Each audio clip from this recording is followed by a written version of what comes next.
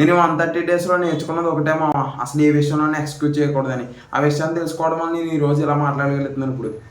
మన muscle gaining challenge start చేసి ఈ రోజుకి 130 డేస్ కంప్లీట్ చేసుకున్నాం మామ మనం. ఈ రోజు ఏంటి కొత్తగా ఫేస్ టు ఫేస్ వచ్చి మాట్లాడుదాం అనుకుంటున్నాం మామ. ఏం లేదు ఈ రోజు సండే కదా డిఫరెంట్ గా చేద్దాం కదా అని చెప్పేసి డిఫరెంట్ గా ట్రై చేసాను స్టార్టింగ్ లో. దాన్ని మీరు నేను ఏదో ఓవర్ యాక్టింగ్ చేస్తున్నాను అనుకోకండి. నాకే అలా అనిపించింది. కాకపోతే కొంచెం ఏదో డిఫరెంట్ గా చెప్పాలి కదా అని చెప్పేసి కొంచెం డిఫరెంట్ గా ట్రై చేశాను ఈ రోజు నేను.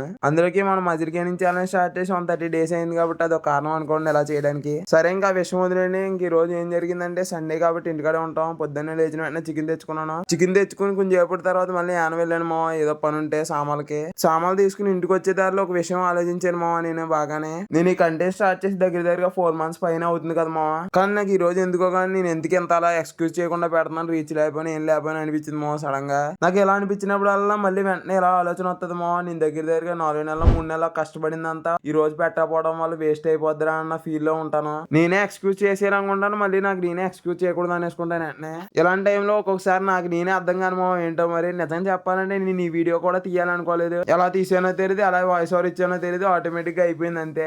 ఫైనల్ గా నేను చెప్పే విషయం ఏంటంటే మీరు ఏ విషయంలోనే ఎక్స్క్యూజ్ చేయకండి. జిమ్ విషయంలోనే ఏ విషయంలో అంతే. మరి వెళ్ళిపోయే ముందు ఒక మాట మామ, రేపటి నుంచి ఇంకో కంటెంట్ కూడా యాడ్ అవుతుంది దీంతో పాటు. ఆ కంటెంట్ ఎలా ఉన్నది అన్నది మీరే చెప్పాలి అంతే. మరి ఉంటా మరి. బాయ్ మామ.